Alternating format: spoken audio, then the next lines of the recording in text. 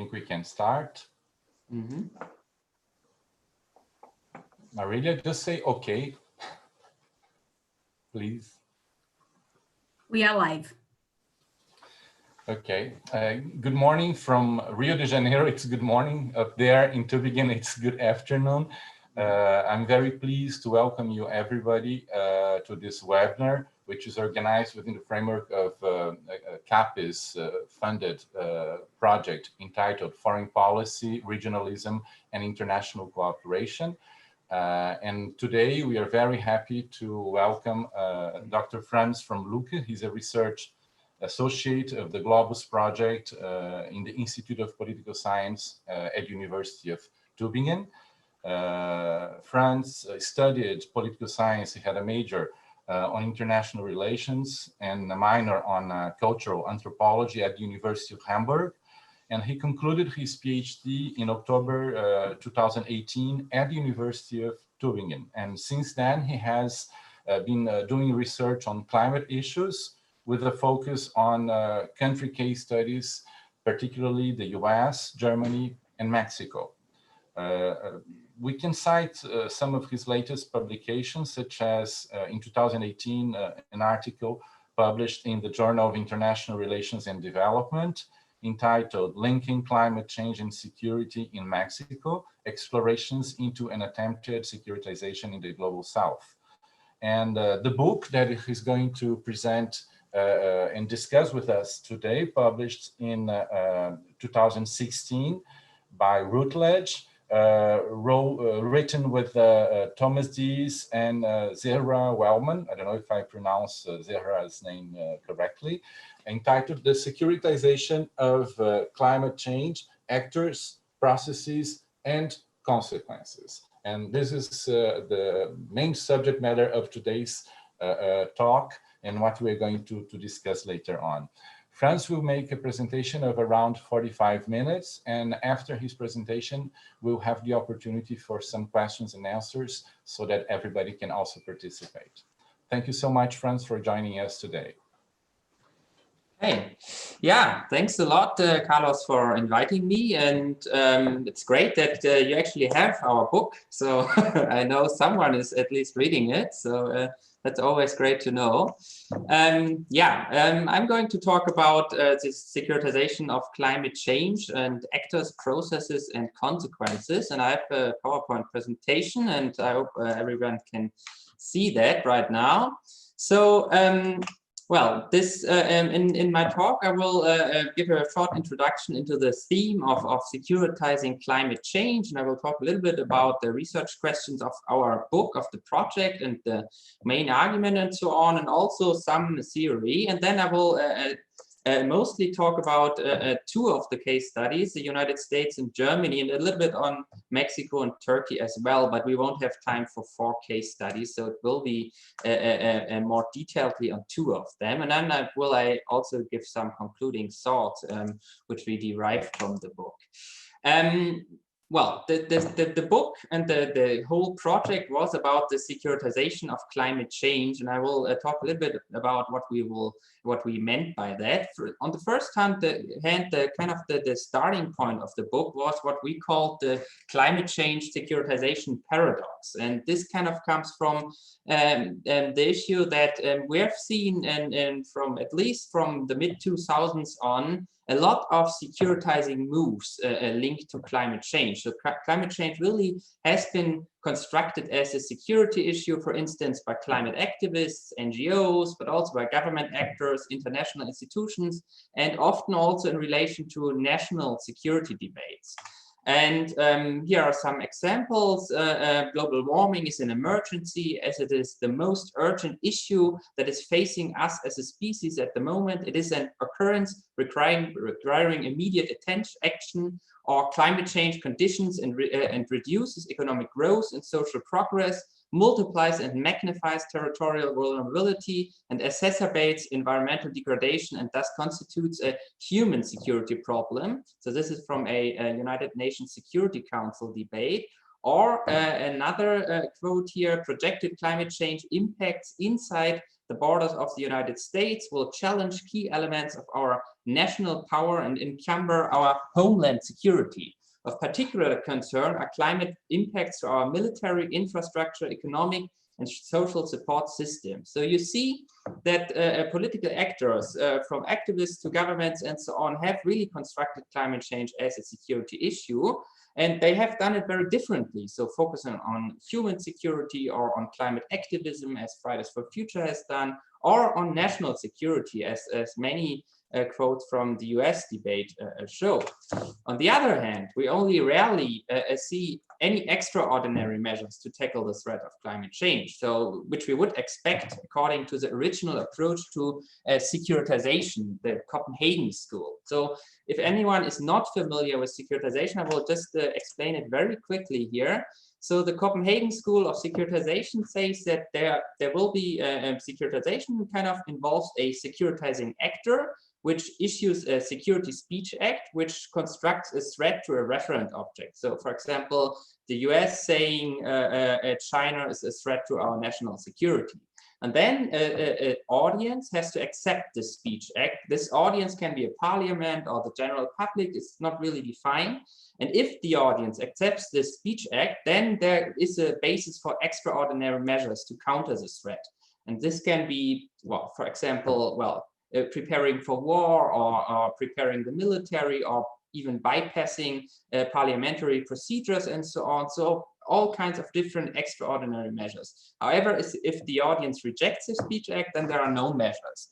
And the problem is that if we look at climate change, we have these securitizing speech acts, but we apparently have no extraordinary measures. So of course, there are conferences on climate change. There's the UNFCCC, there are agreements such as the Kyoto Protocol, the Paris Agreement, but we would say that these measures are kind of in the normal political debate. So they are not really acting as Fridays for Future, again, the first quote here has said, they are not really adequate to counter the climate crisis. So climate crisis has never once been treated as a crisis, neither from the politicians, media, business, nor finance. So we really don't see these extraordinary measures. So we could say, well, it's just a failed securitization of climate change.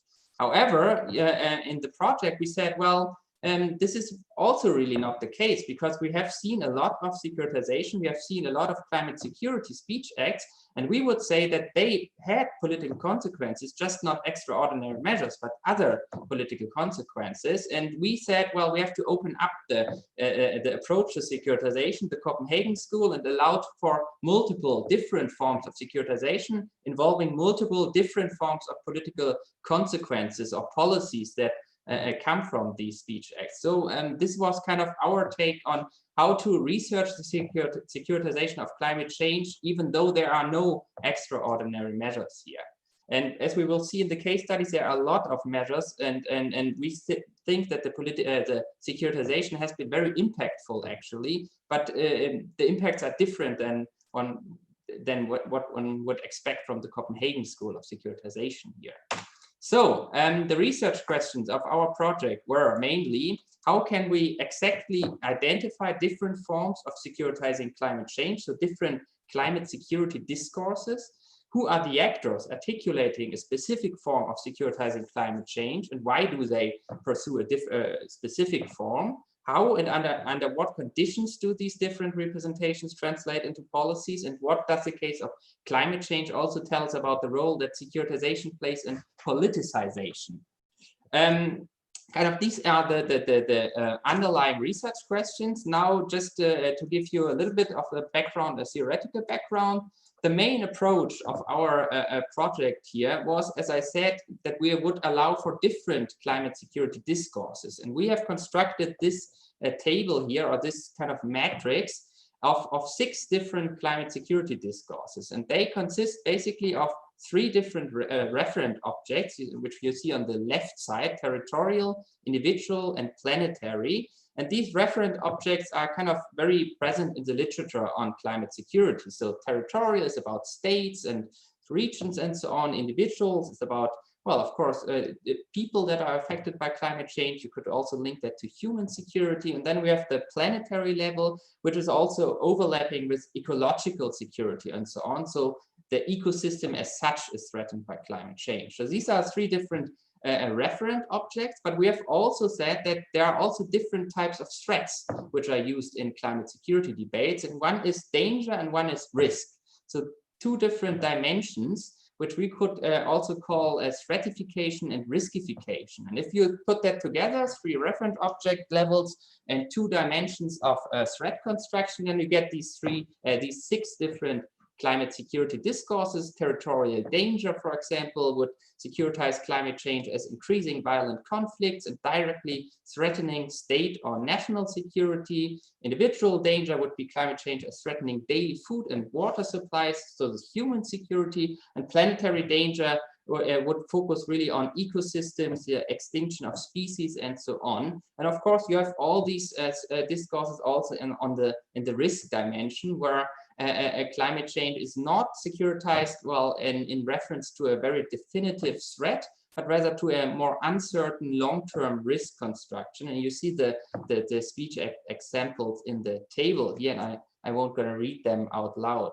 To make the differentiation between danger and risk a little bit more clear, maybe here are some exemplary exemplary keywords we have used in our analysis. So if we talk about as danger, then it's linked to terms such as threat, security, short-term, immediate, existential, extraordinary, destruction, eradicate, direct, emergency, and so on. So I think you get the picture here. And then if we are in the risk dimension, it's about risk, long-term, risk management, resilience, probability, uncertainty, statistics, diffuse, unclear, and so on. So there is really a difference in the threat construction between danger and risk. And we think if we look at the political debates talking about climate security, these different dimensions really matter in terms of what political consequences they legitimize in the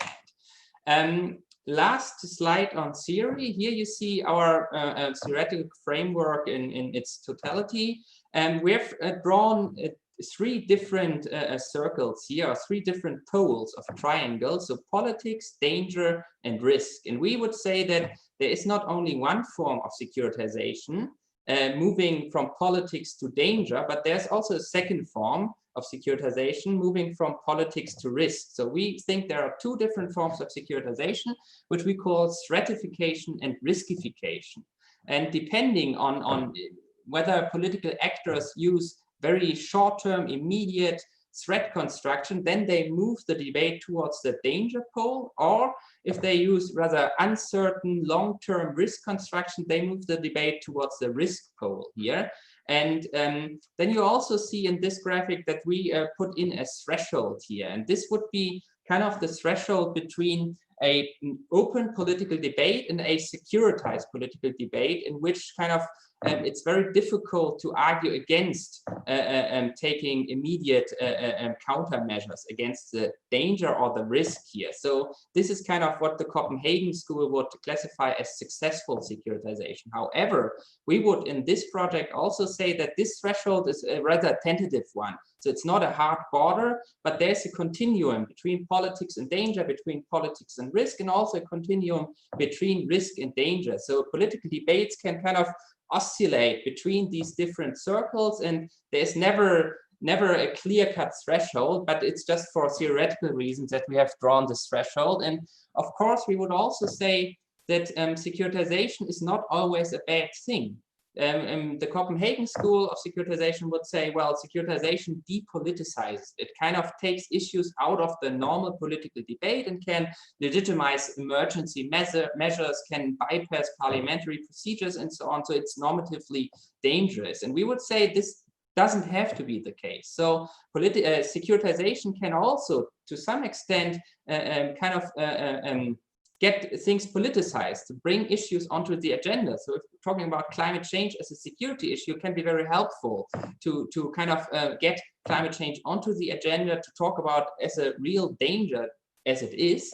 So this can be helpful in politicized debates. However, if you do it too extremely, then it can also again depoliticize the debate. So if kind of climate security is the all dominating issue in political discourses and so on, then it can also become problematic because it pushes out other issues, poverty reduction, climate justice, and so on, which are also important. So there's kind of it's kind of a slippery slope, and you have to be careful securitizing climate change from a normative perspective here. But it's not, in theory, not opposed to politicization. It really depends on the context and on the intensity of securitization. And we will see that in the case studies in a couple of moments here. So this is kind of the theoretical background. So we operate with different climate security discourses, 6 different climate security discourses. And now the idea of the project was a comparative one. So we wanted to compare how the securitization of climate change has evolved in political debates in different countries. And we have selected 4 different countries. And we have done so on the basis of, first of all, a differentiation between industrialized and developing country. Of course, this can also be a problematic differentiation, but we have linked it to the Human Development Index, certain economic statistics, and so on. And I think still, for the sake of comparison, this can be interesting, even though, of course, the boundary is rather blurred here. And the second dimension was whether these countries had been a Kyoto laggard or a Kyoto vanguard. So in the Kyoto Protocol negotiations, which basically overlaps with being a progressive country on climate change and a rather not so progressive countries. And so we selected the United States as a country that had been opposed to strict and progressive climate policies in the Kyoto Protocol negotiations. The same goes for Turkey, which has been a very clear laggard in the negotiations. And then we have Germany and Mexico as the more progressive countries in terms of climate policies, which have been very supportive of quite far-reaching Kyoto Protocol mandates and so on, even though, of course, it's still not enough, as we know today. In terms of methodology and empirical material, our project has looked at the research period between the late 1980s and 2015, when the Paris Agreement was adopted.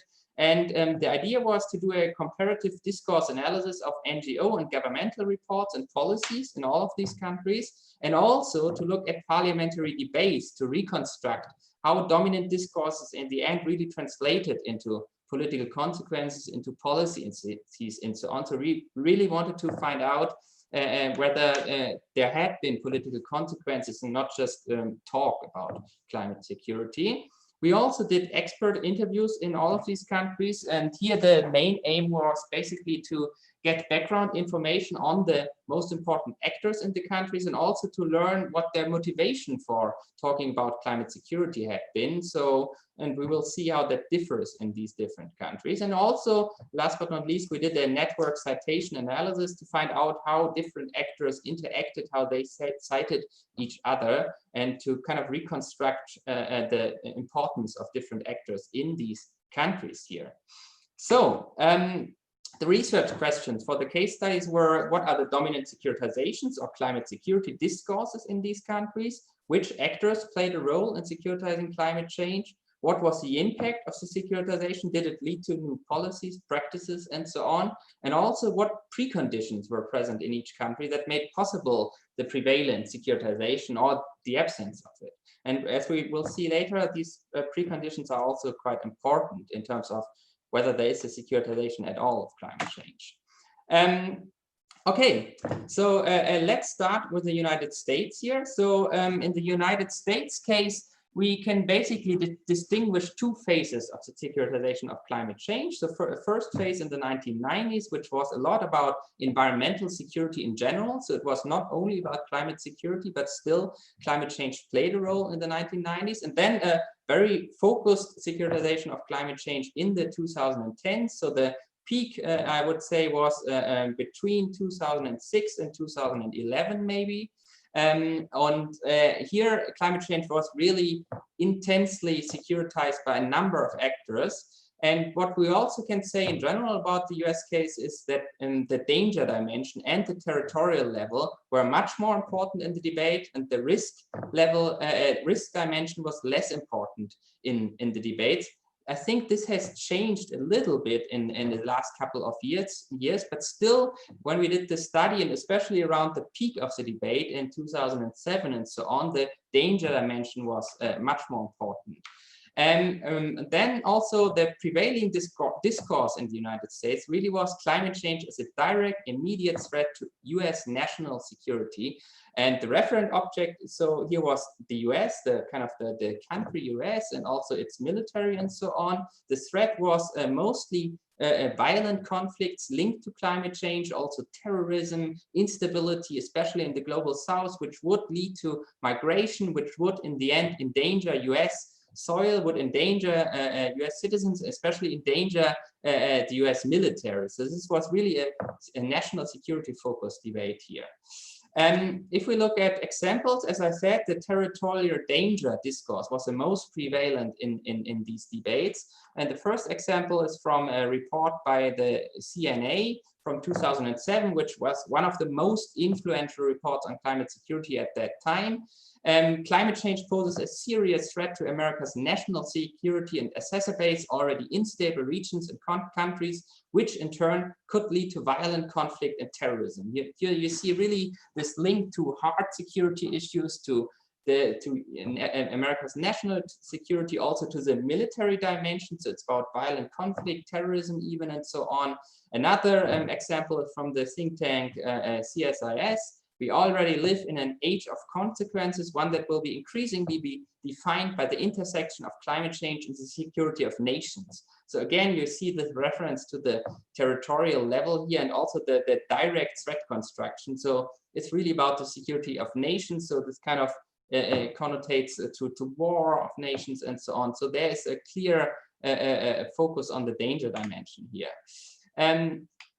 Then there was also instances, of course, in the US case of individual dangers. So security cannot be defined in purely military terms. Instead, governments must prepare for the threats to the security of people, not just states. So human security and so on also played a role in the US example. However, it was mostly kind of an argumentative chain, which in the end led to territorial danger argumentation. So a health emergency involving large number of casualties and deaths from disease can quickly expand into a major regional or global security challenge that may require military support, ranging from distribution of vaccines to full-scale stability operations. So you see that they often talked about human security, but then the answer was not so much, well, more development aid or better prevention, better political conditions and so on, but it was linked to kind of requiring military support and so on. Of course, also humanitarian military support, but still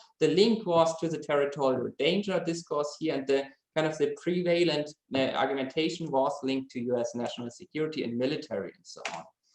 If we look at the actors, it becomes quite clear why we found this discursive picture in the United States. So the most important actors in the climate security debate at that time were think tanks focusing on security and defense policy. So CNA, American Security Project, CSIS, Center for Strategic and International Studies, also the Pentagon itself, and several high-ranking senior or former military officials and so on. They all participated in this climate security debate.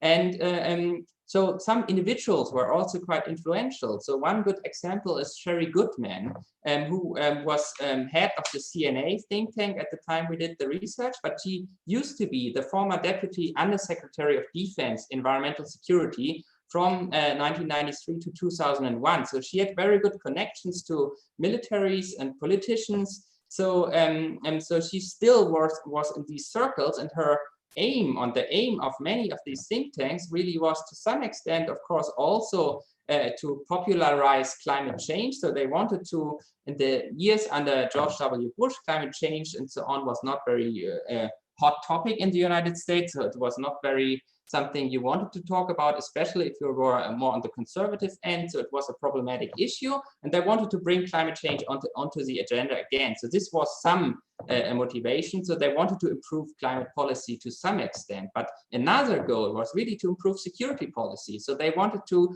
the military to notice climate change. They wanted them to adapt. They wanted them to adapt their mission planning and so on. They were afraid that the US military would kind of become, get problems if they wouldn't account for climate change, because that would lead to different situations in especially in countries in the global south and so on, but different weather conditions that would affect kind of the missions of the US military. So this was also a very important goal here, not only to improve climate policy. So it was two goals actually, and they also wanted to convince the military. They wanted to get military, especially former military people, senior military people, to talk about climate change, as an important issue, to then convince new audiences that climate change really is a problem, and at the same time to improve security policy here.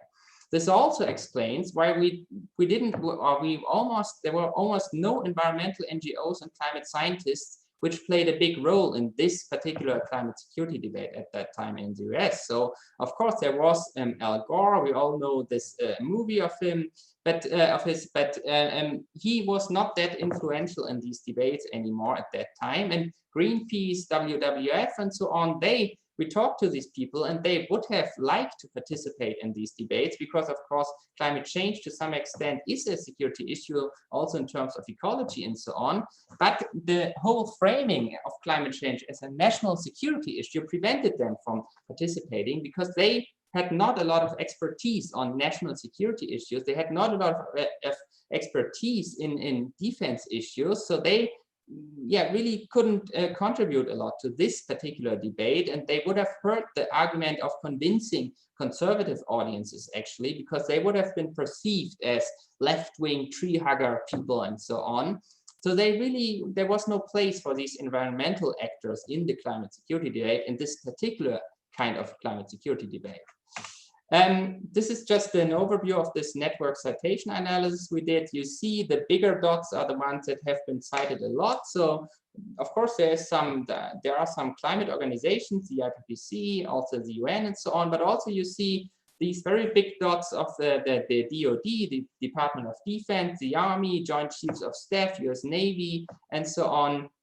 They have been cited a lot by these reports because they really aimed at at defense policy. They aimed at security policy, and this was quite important in the whole debate here. And this this graphic underlines these findings.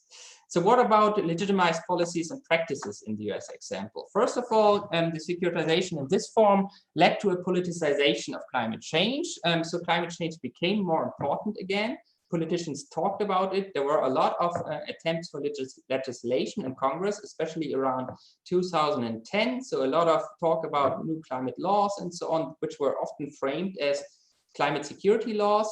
It was also, this whole debate was able to some extent bridge the polarization between the Republicans and Democrats. So there were some joint legislation attempts and so on in Congress. However, in the end, there was no federal climate law. So now it's a little bit different, especially on the state level in the US. So there are more, some progressive states, but still on the federal level, of course, again, much more under Trump, there is no progressive climate policy. That's even the opposite, I would say. But also at that time under Obama, and there was not a lot of successful legislation on climate change on the federal level. So the securitization we found in the US was much more influential, first of all, on disaster management and so on. So the FEMA in the United States, the Disaster Management Agency, they integrated climate change to some extent. And the most influential impact of the whole climate security debate was on the security, defense, and intelligence sector.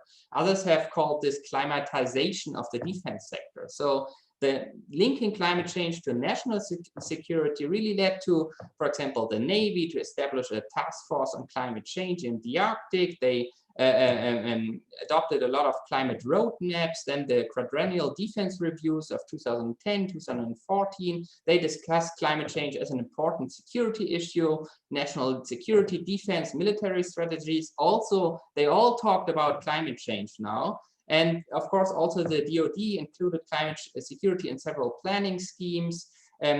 Most recently, the National Defense Authorization Act of the fiscal year 2020 also includes climate change as an important security issue.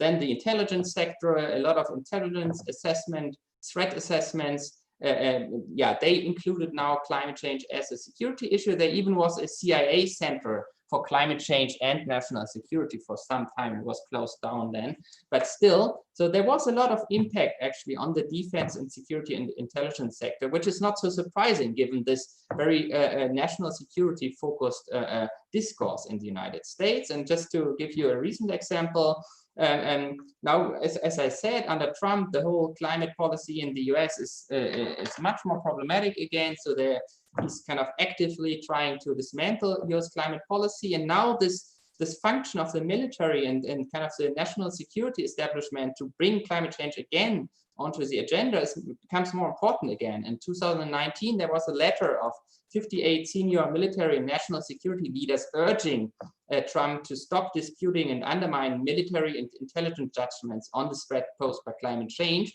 So this angle, which worked under George W. Bush in the 2000s, might still again work to some extent under Donald Trump. So invoking national security, especially in the US, can be to some extent helpful in bringing climate change onto the agenda. The problem is that in the past, at least, it had not led to progressive climate policies, but rather to climate defense policies, climate intelligence policies, and so on, and which is, well, it can be helpful again, but still it's not enough, and it's not really the way to combat climate change, at least from my perspective. And just to wrap that up on the US case, the preconditions for securitization, as I said, there was a earlier phase of the securitization of the environment in the 1990s, which helped to kind of help actors to accept climate change again as a security issue. Then there was, as I said, this very polarized general debate on climate change between the Republicans and Democrats, especially in the late 1990s, early 2000s, and so on. And here climate change, or focusing on national security and climate change, helped to overcome this polarization to some extent, because Republicans, even if they were skeptical about climate change, they still could talk about security issues. And if climate change would affect national security, then climate change must be something that at least has to be considered.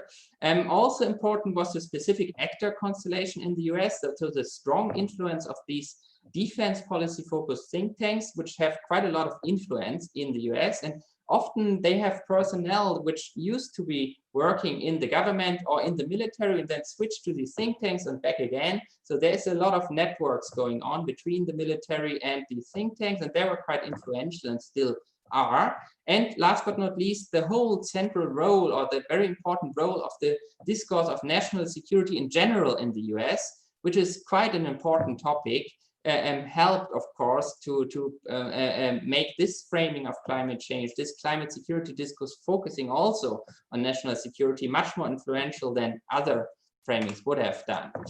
In comparison, if we look at the German case study here, there was a much closer interconnectedness with the global and European level in general, but also in terms of climate policy. Then if we look at the dominant discourses, both danger and risk dimensions were quite important in the debate, and the individual level as well as the planetary level were much more important in Germany, and there was almost no debate on climate change as a national security issue. So if we look at some examples, so the most important discourse was clearly focusing on climate change as an individual danger. Rising global temperatures will jeopardize the basis of many people's livelihoods, especially in developing regions, increase vulnerability to poverty and social deprivation, and thus put human security at risk. So I think this quote kind of is exemplary for the German climate security discourse here, and also had a quite big impact on the actual policies, as we'll see in a moment. And also in Germany, there was some linkage between the individual and the territorial level. So For example, here's a quote: "Supporting resilience of external actors in the first place not a military task, but a challenge for the whole of society. For the armed forces, the task derived from this study is the support of an all-encompassing policy approach." So what you see here is that there was this linkage between the individual and territorial level, but it was the other way around in contrast to the US. So here in Germany, the individual level and the individual argumentation, human security as risk, was still dominant, and while the territorial level or actors of the defense sector were only seen as contributing to this and not doing this in a kind of military way, but rather contributing to civilian crisis prevention and so on. So it was quite different to the US discourse. Maybe last but not least on the German case and the discourses here, the planetary danger discourse or planetary risk discourse, both of them were quite important in Germany as well. So climate change is a threat or risk to biodiversity, to ecosystems and so on. So this whole idea of saving nature as such and so on played a much more important role in these climate security debates in Germany than in the US. If we look at the actors in Germany, this again explains quite a lot why we see this different securitization of climate change. So in contrast to the US, there were only very few security policy focused think tanks in Germany, but rather scientific actors, NGOs, the Green Party, they all played a role in the climate security debates in Germany. And of course, they had a quite different framing of climate security, and they focused on human security, on ecological aspects and so on. And national security didn't play any role in the US, in the German debate, which also is linked to a quite different historical context, which I will explain in a moment here. But as you see, very different actors played a role in the German debate, and this led to a very different form of securitization.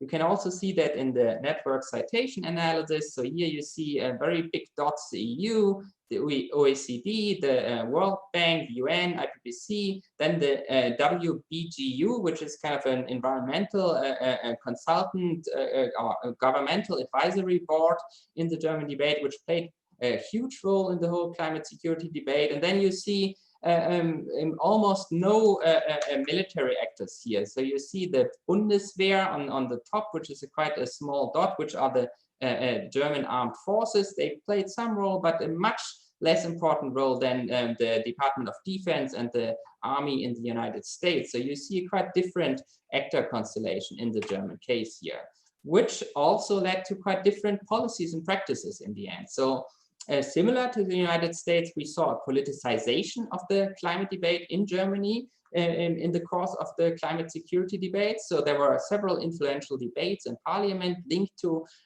depicting climate change as a security issue and so on.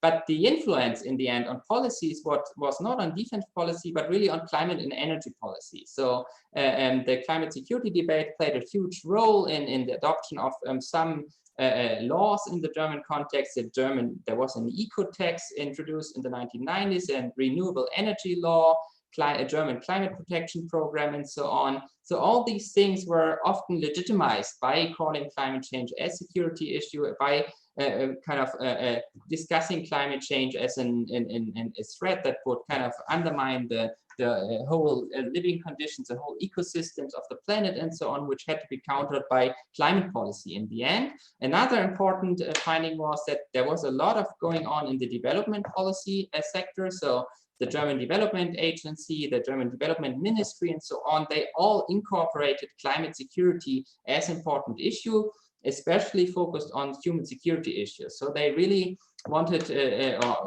talk about climate risk management, comprehensive climate and disaster risk management. All these things played a huge role in the German debate, and they still play a quite big role. And then there was also quite a strong impact on German foreign policy. So concepts such as climate diplomacy, climate foreign policy, climate change as a catalyst for German foreign policy, as new imperative of German foreign policy. All these things were connected to climate security debates in Germany, and they really shaped how climate change, how Germany approached climate change. So to some extent, the securitization of climate change in Germany besides legitimizing climate policy, also led to a transformation of climate change from an environmental topic towards a foreign policy topic. So really, the climate security debates really contributed to this transformation to some extent. And nowadays, Germany still is quite active in the climate security realm. So they have they put climate security as one of their most important topics for their term in the UN Security Council. They founded, together with Nauru, a group of Friends of Climate Security, which tries to convince other countries that climate change really is a security issue on the international scale, and they want the UN Security Council to do more about climate change. So here we really see an integration of climate security into foreign policy. And by contrast, there was much less resonance in the German defense sector. So in contrast to the United States, the armed forces, they didn't really play a role in the climate security debates. And they were very reluctant to play a role. They didn't really want to talk about climate security because they thought that's not really a military issue. That's something that has to be discussed in the environmental ministry, but also in the foreign policy or development ministry, but not so much in the defense ministry. This has changed a little bit in recent years. So the armed forces are a bit more active, but still this is by far not the most important sector where climate security issues are discussed in Germany.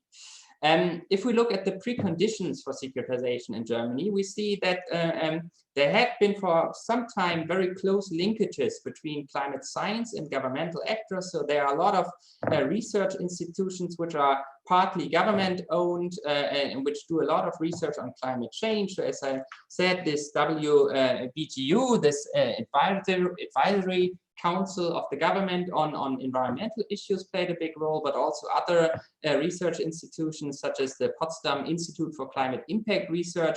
They do a lot on climate research, and they have very good connections to political actors and so on. And the political actors really, they listen to these actors, and this played a huge role in the climate security debate as well.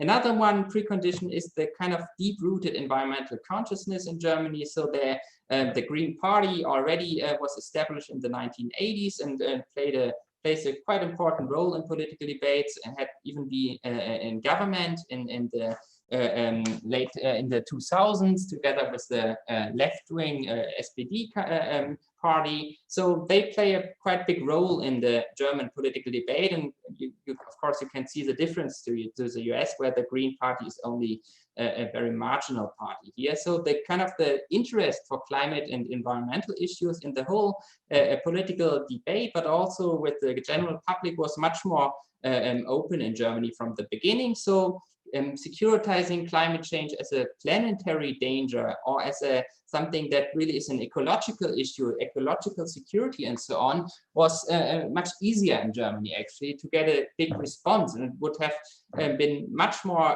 difficult to do the same in the US without this whole deep-rooted environmental consciousness in large parts of the population, I think. And I think another very different, very important precondition or difference also to the US is a very different role and image of the armed forces and of national security as a kind of a political discourse. Because of course, due to the very problematic history of Germany, national security, the armed forces and so on are not seen as very favorable in the German context. And if they would have been participating in the climate security debates, this would have been criticized a lot, probably. It would have been a lot talk about a militarization of climate change and so on. So people would have been much more reluctant to allow the armed forces into the climate debate here, which is totally different to the US, where the military is a very, in large parts of this population, a very respected actor, has a very vocal role, and often, especially former military people, have a vocal role in political debates and so on. So it's a very different context here, which was in the US much more favorable to national security and climate change. In Germany, much more favorable to planetary security, individual security, so human security issues and so on.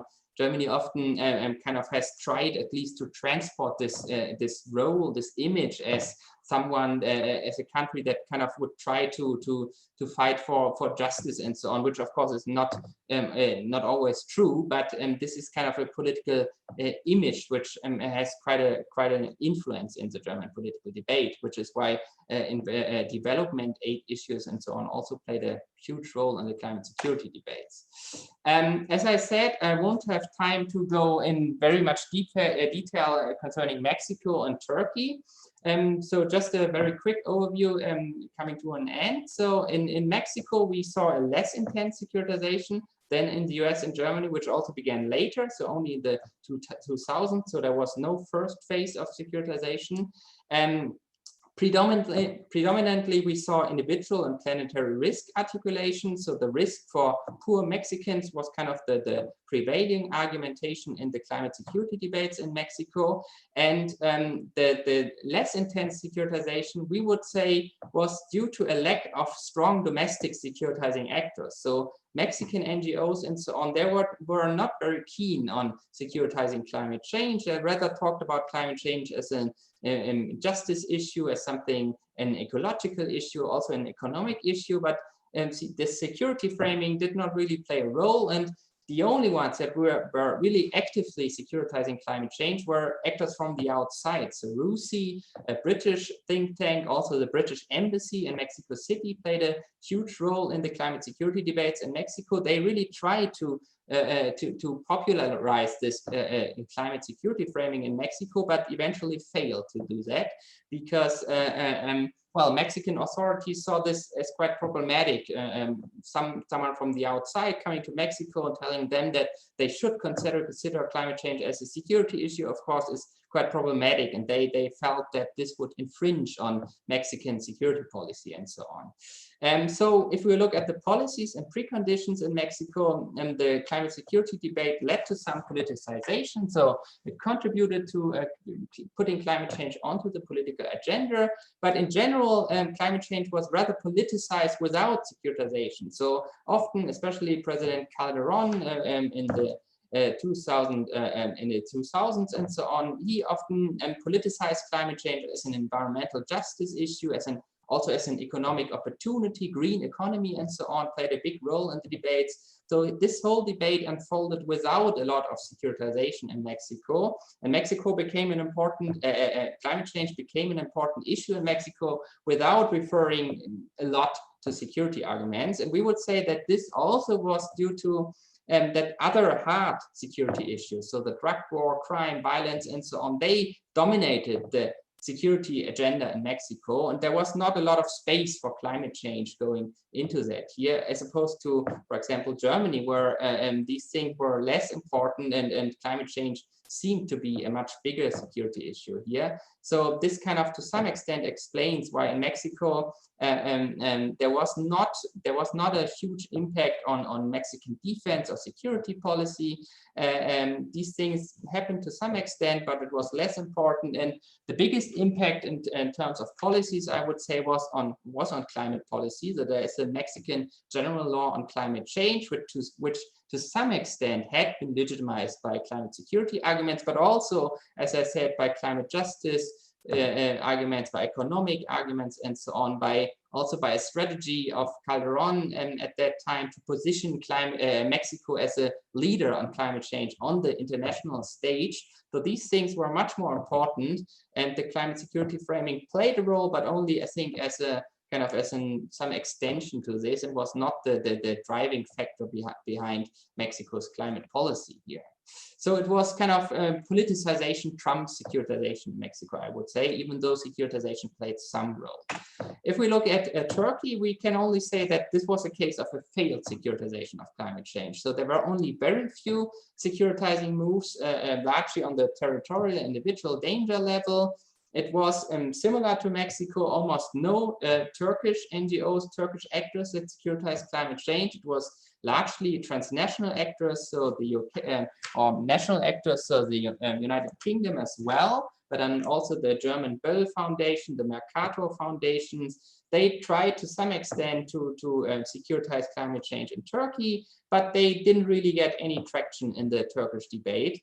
And we would say that this, to some extent, is due to kind of that climate change in general was not an important issue in Turkey. So Turkey received several of the Fossil of the Day awards for not doing a lot on climate change. And they only took up more climate policies due to pressure by the EU and so on.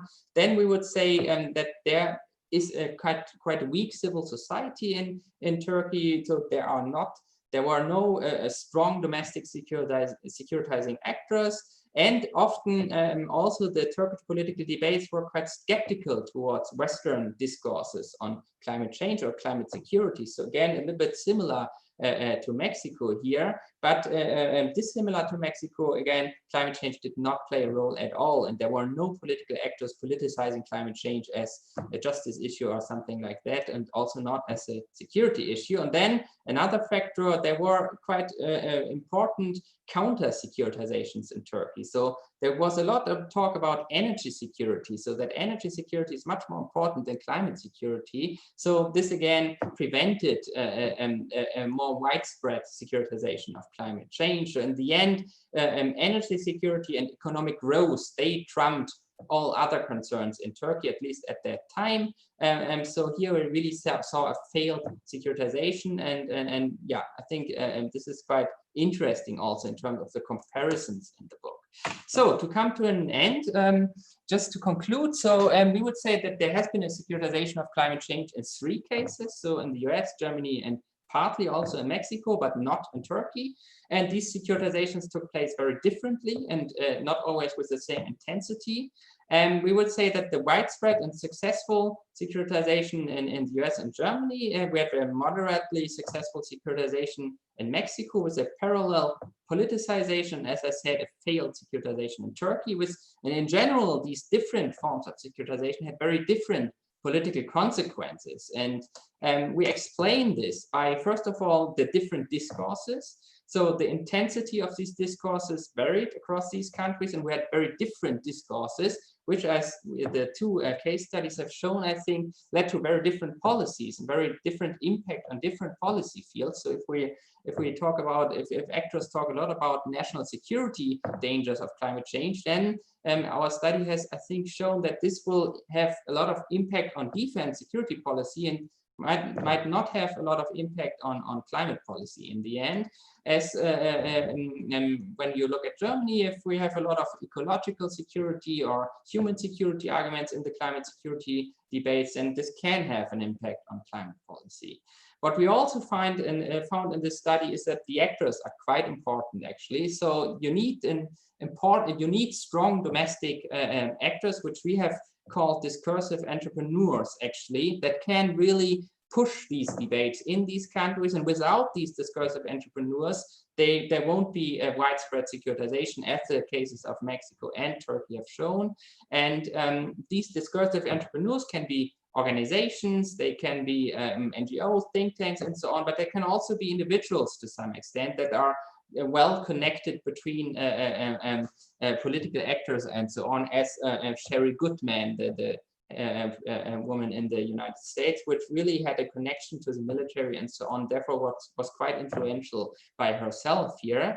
And then, of course, these actors also have different agendas, they have different motives, and as we have seen in the US case, if the motive is only to some extent to get better climate policy, but to a large extent to get better defense policy, then this is to some extent also what you get. So it really depends on the goals of these actors, what policies in the end will be adopted. And then, of course, the context also plays a very important role. I think yeah, also the role of institutions as the difference between the United States and Germany. So what role does national security play? What role do the armed forces play? How is their image in society and so on? All these things play important roles in which climate security discourses will be accepted in the end. So if we just think about it, if for example, environmental NGOs in the United States, if they would have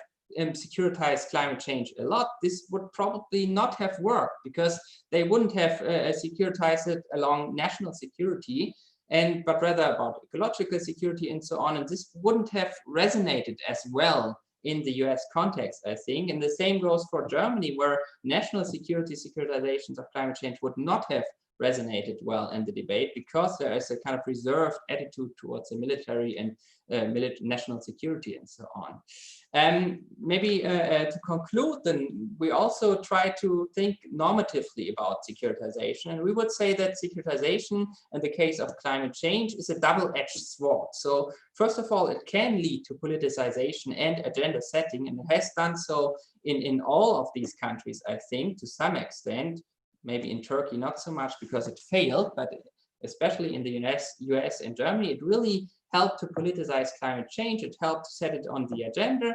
And this can be very helpful for the debate. However, we have also seen that it can narrow down the debate, and it can depends really on which climate security discourses are used, as the US example has shown. It can narrow down the debate towards a defense debate, and then the outcome will also be mainly a change in defense policy, which does not a lot to tackle climate change in the end, but rather to prepare the military for some consequences of climate change. But of course, it would be much better to mitigate climate change and to come to working climate policies. And I think here a different framing, a different security framing is much more helpful. So framing or talking about climate change as a human security issue, as a danger to the planetary boundaries and so on, can be much more helpful because it really targets climate policy, environmental policy, and not so much the defense sector, which is not very helpful in the whole to stop climate change in the end.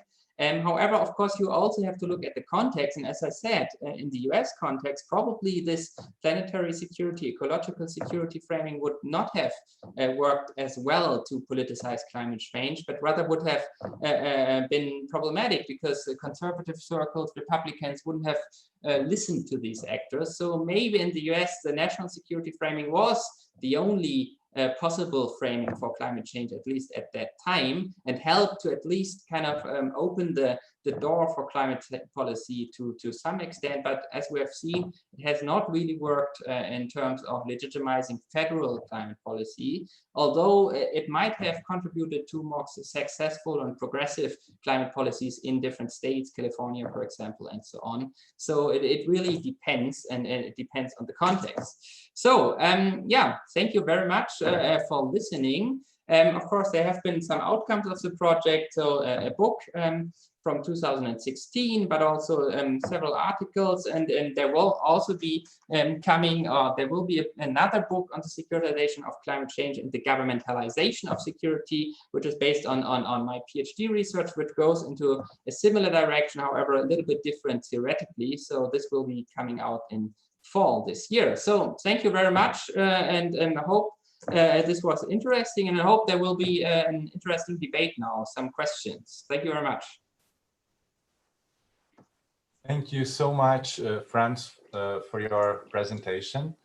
I found it extremely interesting. I have read the book, of course, which is good for you to know up there in Germany that the book circulates and it's read. And I really appreciate the methodology because it's a comparative methodology. It's based on research questions, and you follow your framework. And I think that is a very interesting exercise, including for our PhD students who are following us here today. And I have some questions coming from the public, from the audience. I'm just going to kick off with one question myself. I was very impressed by how domestic politics and the variations in domestic politics across countries may be an explanatory hypothesis for how or how not this process of securitization happens in different countries. For example, the nexus between security and development, the nexus between security and the energy sector, be it the energy security concept itself or the quality and the composition itself of the energy matrix. For example, the dependence on coal, on fossil fuels, gas, or if you have more investment, just like Germany, in sustainable energies, looking at the future. And I think that this variation across countries at the domestic level is extremely important for us internationalists who study foreign policy, defense policy, because generally we tend to ignore the domestic dimension of these phenomena. And I think that your book gives a great contribution on how domestic politics matters. I'm going to pick up the questions coming from the audience. I'm going to, how do you prefer to do this, friends? I read a question and you answer, or I give you the 3 questions that I have?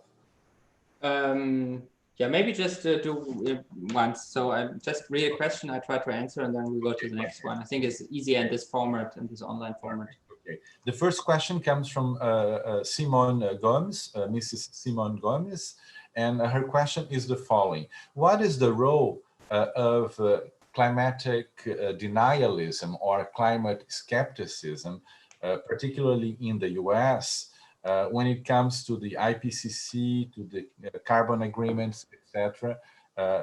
Does it have any role to explain the outcome of securitization in your framework?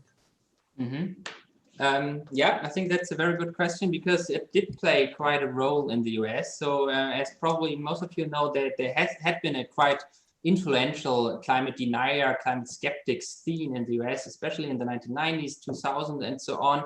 And I think the securitization of climate change, and especially the securitization along the national security lines, was a reaction to this climate denialism to some extent, because it was an opportunity to kind of get some of the, maybe not the hardcore climate deniers, but the people that were listening to them, some Republicans, conservative circles, to convince them that climate change is in fact something that is happening. Because if the US military thinks climate change is happening, then it must be real to some extent. So I think this was quite important, and the whole national security framing of climate change helped to debunk some of these climate denialists, and it was also a compromise, actually, because the US military, I think, and also some people, conservative people and so on, they at that time at least still had problems accepting that climate change was man-made. So they accepted that there is something changing, but they attributed that to natural factors and so on. And I think this is a compromise, because if you talk about the climate security problems, you can talk about them even though you don't believe in man-made agency here and so on. So this was kind of, yeah, the common denominator between these people, and preparing for the security impacts of climate change. You can do that even though if you don't believe that climate change is man-made. So this played an important role here, I think. But I think nowadays, even in the US, climate skepticism is much less influential, and well, maybe apart from the president, most people now believe in climate change.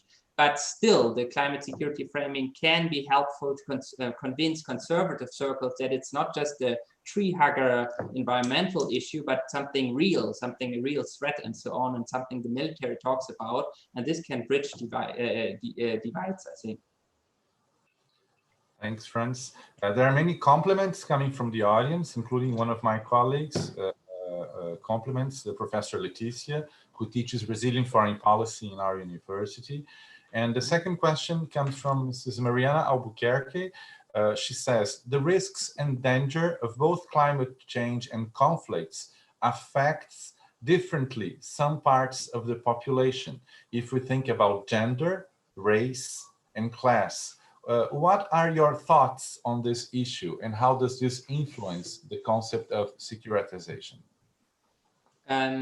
Well, I think you're entirely right. I think this is an important debate which has begun, I think, only a couple of years ago, that climate security debates consider these differences between how climate change impacts different parts of population, different genders and so on, classes. I think this is an important debate. However, this is not really, I would say, of course, this is true, but we have looked in this study mostly on on how political debates unfold and how these climate security debates have consequences, political consequences, and I cannot really judge how important these issues are. I think they are very important, and I think in the last couple of years, political debates on climate change have considered them more. So, for example, if you look at the German actions in the UN Security Council, they nowadays talk more about, for example, gendered impacts of climate change, gendered impacts of climate security. And I think this is getting more important in political debates. But at the time of our study, it was much less important, I think, in all of the countries. So gendered, race, or different impacts on different racialized groups and so on was not a big issue in the climate security debates we studied, but it's becoming more important. And I think this is very important, and it can also be very helpful in getting better political consequences or getting better political responses to climate security. Because as I said, securitization of climate change, I think, is a very double-edged sword, and you have to be very careful to do it correctly and to do it in a way that really legitimizes progressive policies. And of course, if you highlight how climate change security impacts are very different to different people, then this can be helpful to get actual responses that, for example, put in provisions that help women to better cope with climate change and so on. So I think this is very important, and it has become a little bit more important today, but probably not as important as it should be. Thanks, Franz. People are asking you to stop sharing your screen so that they see you bigger on the screen. Ah, okay. Let's see. Now? Okay. The third question comes from somebody you know, Mrs. Leonides Nazar, who was in the seminar with you in Berlin. She says, "Franz, glad to see you. Could you please share with us your perspectives on China and the European Union's approaches to climate policies focused on security? For example, does the energy sector play an important role concerning the EU and, if you can, China?" Okay. Yeah, I can't really say anything about China and climate security policy, unfortunately. So that's not something I've looked at. On the EU, I can say something. So in general, I would say that climate security has played a quite important role on the EU level as well. So there was a quite important paper in 2008 by Solana talking about climate security, and especially in recent years, climate security has become more important at the EU level again. So there were some, I think there was a climate security week or something in Brussels 2 years ago. And I think the whole European climate policy to some extent also could be attributed to securitizing climate change. So the EU itself has done quite a lot of securitizing climate change, talking about planetary security and human security mostly, I think. Of course, not so much on national security. So I think it has played quite a big role on the EU level. And I think from my perspective, the EU has done it better than, for example, the United States, because it has focused on human security and so on. So these things have been more important on the EU level. And I think today they are very important. And I think the whole social movements, Fridays for Future and so on, which were quite big and still are quite big in the EU in general and several EU countries, they also talk a lot about the climate crisis, emergency and so on. I think this also has been resonated in EU circles. So here in general, climate security coming from an activist position also plays some role and has helped to legitimize some things. So I think there was even a declaration of a climate emergency by the European Parliament at one point. So I think this plays a role. And in terms of energy policy, it has played some role in the EU debate, but of course, I think the linkages between climate and energy security are sometimes contradictory, so they can overlap. And if we talk about energy security in terms of we need our own energy production, and this can be green energy, for example, then they can go hand in hand. But they can also, of course, clash a little bit, because we could also say that if we go out of coal and so on, then we're more dependent on gas from Russia or something. So this can be problematic in terms of energy security. So it sometimes is contradictory. And I think the same goes, for example, for Germany, where I think climate security debates have contributed to the energy turn to some extent. But then in the end, it has had also a problematic outcome, because the energy turn in Germany was mostly shutting down nuclear energy, and replacing it by coal to some extent, which was quite problematic from a climate standpoint. So the whole relationship, climate security, energy security, yeah, it's contradictory, but it plays a role at the EU level in Germany. Yeah. Thanks, Franz. We have two final questions coming from the same person. They come from Diogo Ives, who is a PhD student of ours, who is based in France currently. He's in Paris at Sciences Po. He says, "Thank you, Professor. My question is, in the process of reconstructing dominant discourses about security, besides domestic actors, do you see relevance in treating the international balance of power as a variable?" Should I go to the second, or do you have... Yeah. And his second question is the following. Would it be possible to give importance to the fact that the perception of environmental dangers by the North becomes prominent during China's emergence, depending on natural resources consumption? Mm-hmm. Could you, sorry, I didn't get the whole second question. Yeah. Would it be possible to give importance to the fact that the perception of environmental dangers by the North becomes prominent during China's emergence, dependent on natural resources consumption? Mm-hmm. Okay. Okay, so the first question, the dominant discourse is the role of international balance of power. I think this is an interesting question, because we have looked at these national case studies, and of course you can always say that what is about the international level in general. So I think one factor we have not so much looked at in our book is, of course, how the domestic debates on climate security are interconnected with international debates, especially at the UN Security Council level and so on.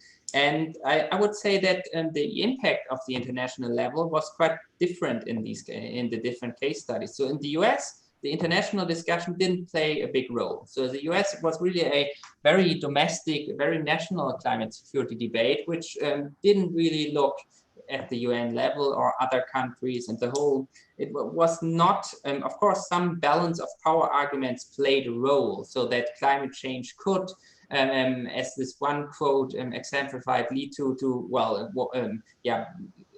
stress between different nations and so on. So this played a role a little bit, but was not very important. It was a very US-centered debate. In contrast, for example, in Germany, the whole international level played a big role. So the UN level debates, international organizations, the World Bank, they contributed studies which were well received in Germany. So here the international level was quite important and impacted also the German debate, I think. And of course, the role of Germany in the international balance of power, as you say, is also very different from the US. So Germany has not a lot of military presence around the world. So there was no fear, or not as much fear, that German military actors and so on would be affected in their missions in Africa or something. Whereas in the US, of course, the US is actively contributing troops all over the world, have bases all over the world. So they had a much more, there the military could be, I would say, more affected by some issues, some climate conflicts and so on. So these fears played a bigger role in the US, but still it was in general, the whole global debate did not play a role, but of course the response on how much is the military active globally, this was different in the countries, and this of course also played a role, but it was not the most important, I think. And the second question, I'm not quite sure whether I've understood it correctly. So the perception of the environment by the North, how that could impact in the end also China's views, or in the context of growing China.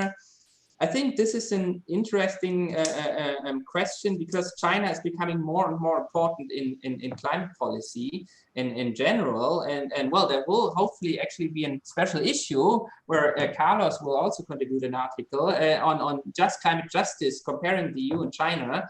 And there it will become clear that the impact of climate of China on climate policy is becoming more and more important. So they play a bigger role in these debates.